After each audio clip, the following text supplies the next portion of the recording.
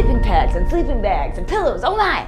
Now that we've discussed tents and shelters, let's talk about actually sleeping in the backcountry. Because wherever the destination, you're gonna want a comfortable, cozy place to lay your head outdoors. So, you can get a good night's sleep. Now, first things first, sleep system is just a fancy outdoorsy way of describing all the things you need to snooze comfortably, which includes your sleeping pad, your sleeping bag, and your pillow. Altogether, they make up your whole sleep system. So let's start from the bottom up, shall we? With your sleeping pad. There are several different types to choose from, namely a closed cell foam pad and an inflatable pad. Most backpackers prefer an inflatable sleeping pad, as these tend to be much more comfortable. It's exactly what it sounds like, a packable, portable, lightweight air mattress, basically. They come in several varieties, including self-inflating and manual inflating. Self-inflating backpacking pads tend to be thinner when inflated,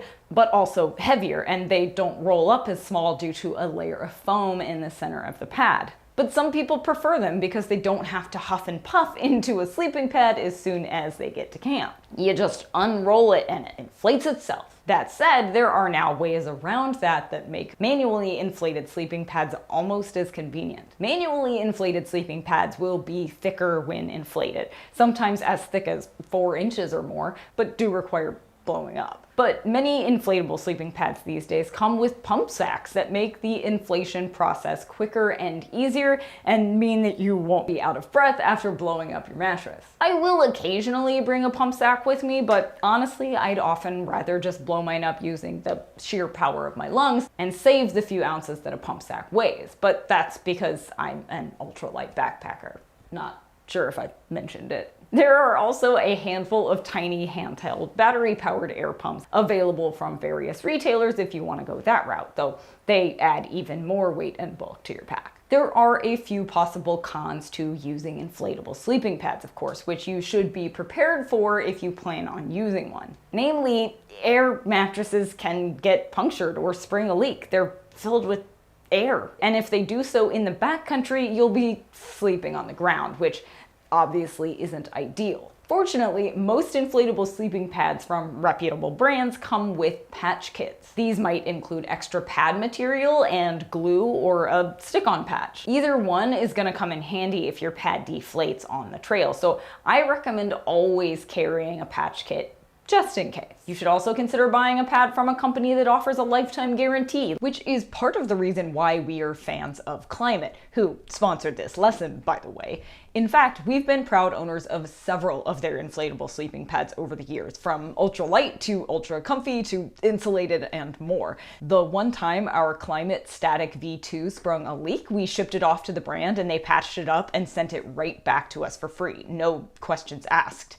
Bonus, they have more gear than just sleeping pads, including pillows, inflatable lanterns, chairs, and more. You can find it all at climate.com. We'll put a link in the lesson text. Moving on, another popular kind of sleeping pad is a closed cell foam sleeping pad.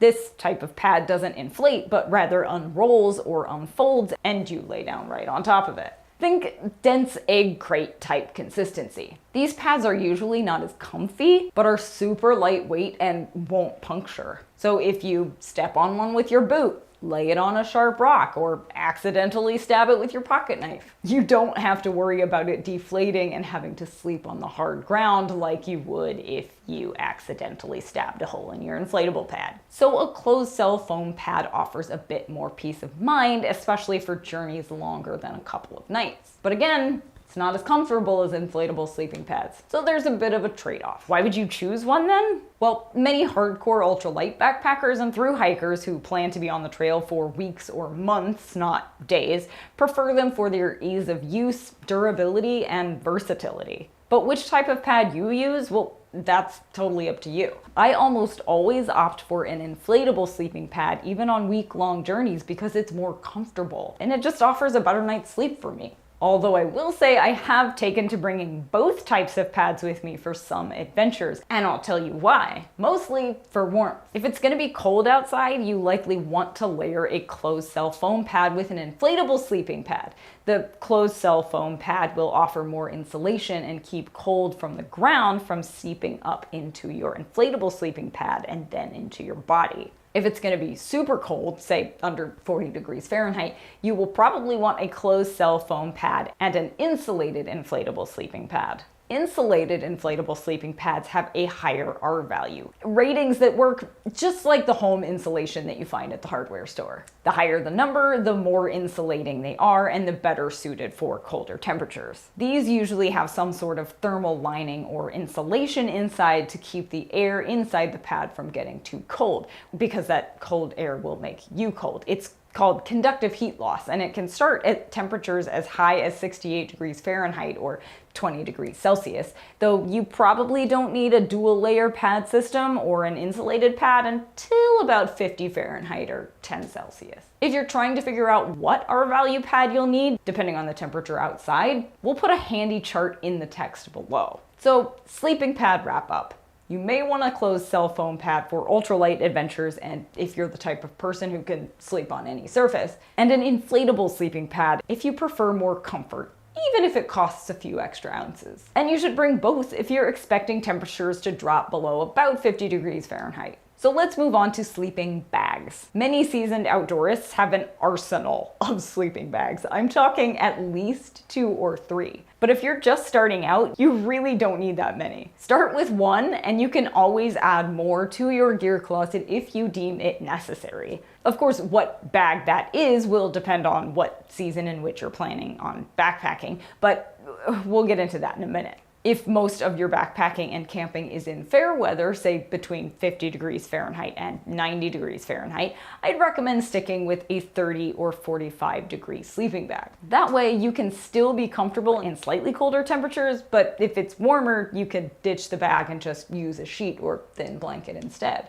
Or my favorite, a sleeping bag liner. Just like with sleeping pads, there are several different types of sleeping bags.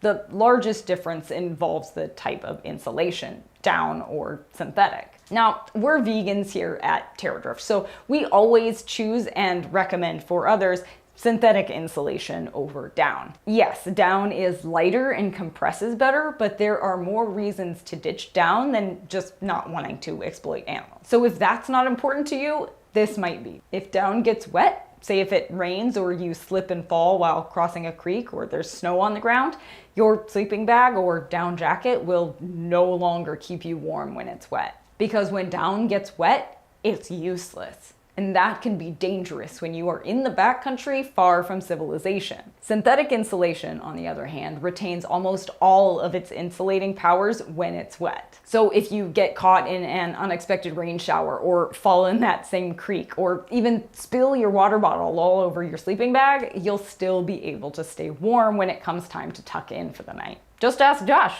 He slipped and submerged about half of his backpack in a stream while backpacking in Alaska, and even though a good third of his bag got soaked, he was still able to sleep warm that night because it was a synthetically insulated bag. Down bags also require special care, including needing dedicated detergents when it comes time to wash your bag, and yes, you should definitely wash your bag, but more on that later. Plus, down is significantly more expensive, so if you're on a budget, synthetic is the way to go. Sleeping bags, even more than sleeping pads, are also rated for different temperatures. For example, you can get a 50-degree bag or a 0-degree bag, or any temperature in between. But the most popular temperature ratings are probably between 15 and 45 degrees Fahrenheit. That said, temperature ratings are not as straightforward as you might think. A 30-degree bag, for example, is very likely only going to be comfortable down to 40 or 45 degrees. Often, the temperature rating advertised in bold print on the label or on the bag itself is the limit rating. That means that's the absolute lowest temperature limit the bag can handle, as in you probably won't freeze, but you're not going to be warm either. If you want to be comfortable, you would need something with a lower temperature rating than the forecasted overnight lows. For example, if it's going to be 30 degrees Fahrenheit overnight, you would likely need at least a 20-degree sleeping bag in order to be comfortable. Most sleeping bags will have both temperature ratings, comfort and limit, printed on the bag so you can easily check and see which are most suitable for your endeavors. However, these ratings also differ between men's and women's bags. There are unisex bags, of course, but those temperature ratings will likely be for a body that runs a little warmer, aka a man's. Women's bags are specified as such, mostly because women's bodies tend to run colder. So women's bags will very likely be a little heavier and larger than their men's bag counterparts because it has more insulation. Sometimes they're shaped a little differently too, say with a bit more room around the hips, but that's about it. The bottom line here, keep your body temperature in mind when selecting a sleeping bag.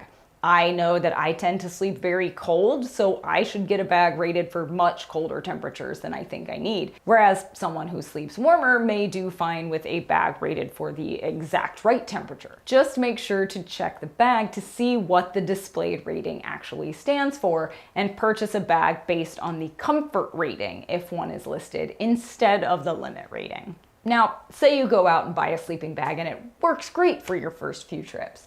Awesome, but maybe you're planning a trip and you look at the temperature for the overnight lows and your bag isn't gonna quite cut it. The good news is you don't have to go out and buy a whole new sleeping bag.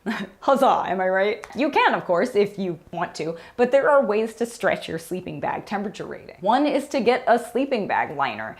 This is often a thin fabric or fleece bag that will fit nicely inside a typical sleeping bag, offering an extra layer of warmth, like adding an extra blanket to your bed at night when it gets a little chilly. This will bump up the temperature rating a smidge, something that's sometimes between 10 to 20 degrees. There are also battery-powered heated sleeping bag liners, like those from Ignic. Just plug in, power on, and stay nice and toasty. If you are staying out for more than one night though, you will likely need a backup battery or power brick to power said liner. But it's a great option if you really want to keep your sleeping bag nice and warm on cold nights. You can also layer sleeping bags. This works well if you already have two sleeping bags, but neither are suitable for the overnight lows you're expecting. Say it's going to be 15 degrees one night, but all you have is a 30-degree bag and a 45-degree bag. No problem. Bring both. Line the 30-degree bag with the 45-degree bag, and you automatically have an extra warm sleep setup. This works especially well if you don't camp in truly cold temperatures very often and don't want to buy an expensive 0-degree bag for one night a year. So, sleeping bags sorted, let's move on to pillows. This one is more of a preferential thing. Essentially, you should just find a pillow that works well for you. There are plenty of different types available, including inflatable pillows, foam pillows, even DIY pillows that involve filling a stuffed sack with extra clothing and shoving it under your head at night. That last one may be for the true ultralighters among us, but most folks prefer either a foam pillow that you can kind of smash up and shove into your bag or an inflatable that takes up almost no room, but sometimes isn't quite as cushy and comfy. Either one offers a pretty comfortable place to lay your head at night. I just recommend testing out a few, seeing which kind you like best, and sticking with that one. Simple, right? If you need some help deciding, we'll link to a video we did comparing a bunch of different types of backpacking pillows in the text below. And that, my friends, pretty much wraps it up for your sleep system. We hope that helps clarify some things so you can sleep comfortably in the outdoors on your first or next camping trip. I love a good sleeping bag, personally. I like a nice, supple nylon fabric, real soft, you know, so you can just cozy it up. A mummy bag to cinch that so you can get the little eyeballs. This is a mummy bag, just FYI. A cinched up mummy bag, in case you were wondering what I'm doing.